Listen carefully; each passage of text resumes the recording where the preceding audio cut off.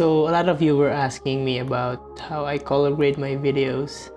Right now I've been really enjoying the look of film emulations. So for those who don't know what is film simulation is, it's like copying the film aesthetics to make the image from modern sensors so like it is shot from a film camera. I just want to say that I'm not a pro colorist and I use plugins and power grades to get that film look or vintage vibes that I like. I'm also using DaVinci Resolve Studio as my editing and color grading software, and these methods might not work in the free version of DaVinci Resolve because some of the effects are within the paid version of DaVinci Resolve Studio. Okay, so the first tool that we'll use for this color grading is the enhancer. This is probably my favorite because it's easy to use and you only have to deal with one control panel right here to adjust everything. In order to get the best results, in my observation, it is better if we feed the enhancer with DaVinci White Gamut Intermediate. So we need to add 2 nodes before and after the enhancer. So let's label this one CST, DaVinci White Gamut. And then this one will be CST Rec 709. So let's put color space transform here. And then I shot this with slug3. So let's input slug3 here. And then for the timeline, I will use the DaVinci White Gamut. So we will feed that to the enhancer. And then the enhancer is already in DaVinci White Gamut. The last node, I will convert the DaVinci White Gamut back to Rec 709, which is my timeline. So we can start grading using the enhancer. What I like about the enhancer is that they have 60 plus photography and movie film stocks that you can choose depending on the image and the color you want to recreate. For today, we're gonna use the Vision 3 to 50D for this clip. And then once you entered the film stock that you want, you need to go down to the print, which we wanna emulate a Kodak 2383 print film, which is the most common print film I think that big movies use. As you can see, the image is too contrasty, so we need to check this box. It lifts a little bit of the contrast but not too much, so we need to adjust the print exposure right there. Now the image is like too washed out, but the highlight is okay. So we just need to apply some tonal contrast to it to bring back that contrast, and then apply some color density to make the image more vibrant, probably right there. And then the next thing that I will do is, I think I need to enable this to effects, the halation, which is like giving off that red glow in there. It's halation. And then bloom is like if there's white parts or bright parts of the image, it's like adding a black mist filter to the image, which kind of soften the overall feel of the image. Going back to our settings here, so after adjusting the print, we'll go back to the film developer tab. So here you can adjust contrast again, but I think the contrast is already okay. Change the gamma correction or the offset, but I think this is already okay for me. What I always change with film developer is the color boost, which makes the image more saturated, or color is more vibrant. Right there, I think it's okay. As you can see, the red pops out really good from the image. Sometimes I will use this film compression as well. What it does is it compresses the highlights if the highlights are blown out, but I guess on this image is not, but we can use a little bit of it, just a little bit right there. Alright, so let's see. I think I want to add the white balance towards yellow. right about there. Yeah, I think I'm happy with these results already. Or maybe sometimes I don't like too much grain on my image, so I usually bring it down to like 8 right there. I think this is perfect already. Now let's try to apply it to other clips. So this one and also this one. And we'll just copy the settings, the nodes, and then right off the bat it's too bright so I need to adjust only the exposure value and probably bring down the contrast as well. And I think I like this already. Yeah. And then for this one, let's see. It's a bit bright as well, so I can bring down that. And then here, contrast as well. So yeah, I think I like this already, so that's why I like the enhancer. It's easy to use. You don't have to create multiple nodes and you just have to make adjustment to a single panel. You'll have a great result for a film emulation.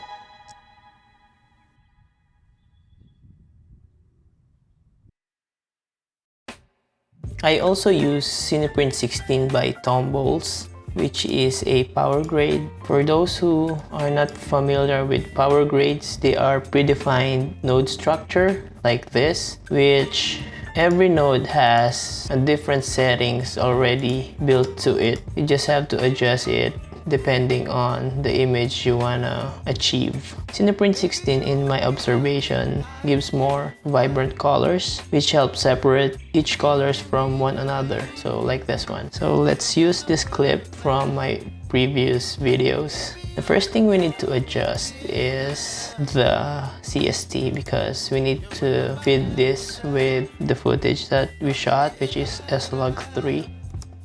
That is the image that we're getting. It's already looking better than the flat profile that we had before, but we can improve it even further. Personally, I don't like the blur effect, so I always turn this off. And then also the grain, I think I need to dial down the grain. The grain settings is the built-in grain effect from DaVinci Resolve. So if you're not using studio version, I don't know if you can use this power grade. Probably it will put some watermark here on your footage. So what I like to do to get less grain is by adjusting the grain strength by that much.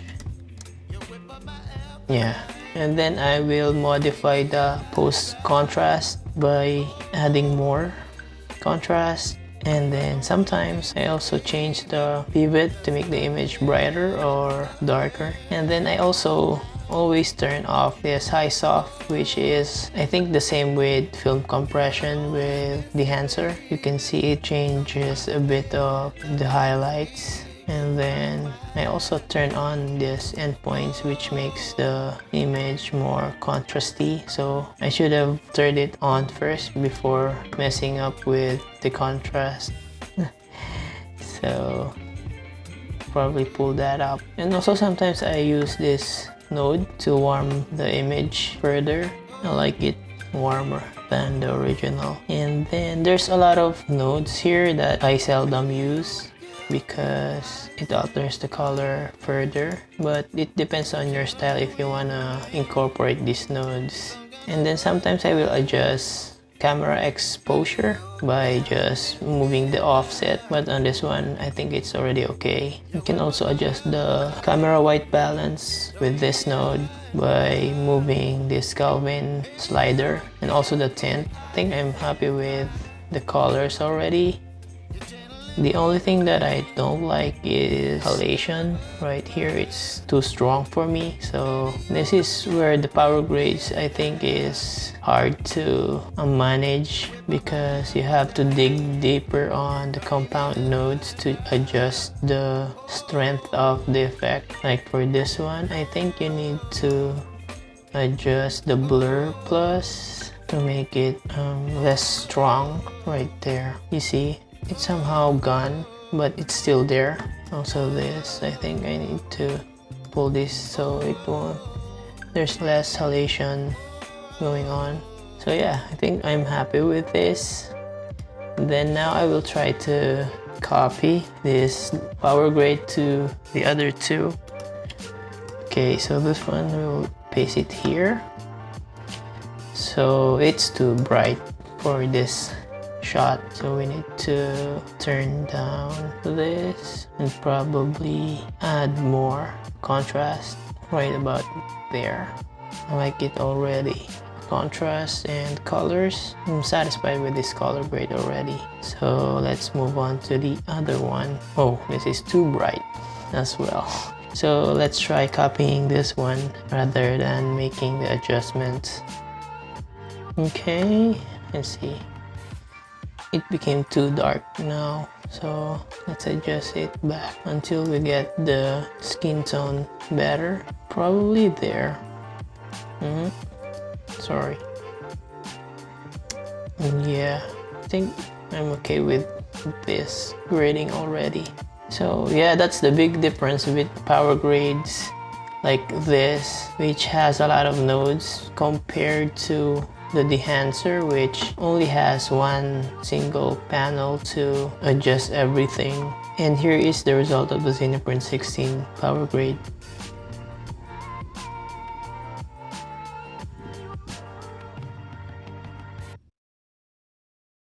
So the last tool that I use for color grading to achieve film look is Film Vision 2. So this power grade is inspired with the Kodak Vision 3 500C and 250D look, which is a classic film stock. In my observation with this power grade, the colors are more muted and also the image is much cooler than the Cineprint. So sometimes I use this depending on the mood. So let's apply the power grade here. So the first thing we need to do is to change the lot of this power grade, because we need to feed it with S-Log3 right there. And then because this was shot during daylight, I want to turn on this 250D film stock and then also texture color density. The roll off is like having the highlight to shadow roll off. So I already shot this with Black Promise, so I don't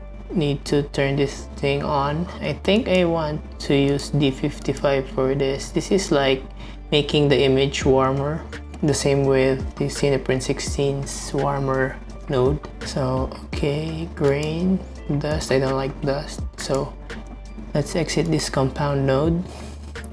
And then the next thing we want to do is change the contrast, because the overall image is flat.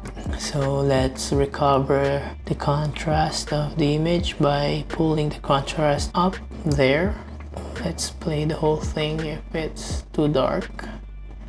But so I like the image already, so let's try to add more warmth on the image. Luckily, we don't have to deal with other effects with this image, because usually the halation, this one, sometimes it's strong. With this power grade, you have to mess with the methods that is included in the halation. Other than that, it's a pretty good power grade. So this one, I already like the color. It's giving off like blue colored image. So let's try to apply this to the other image.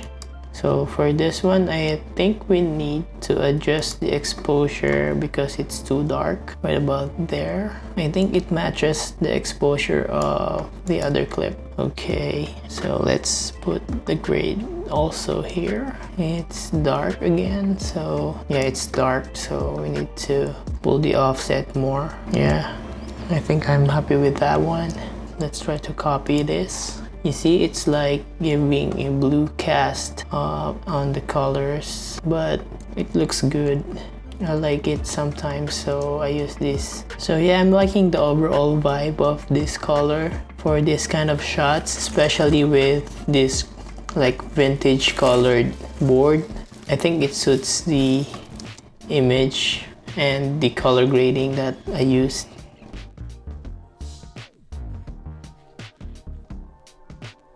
So by using either of these three color grading tools, I'm able to replicate films or vintage vibes on my videos. I hope this answered all the color grading requests from my previous videos. Thank you, and I'll see you again next time.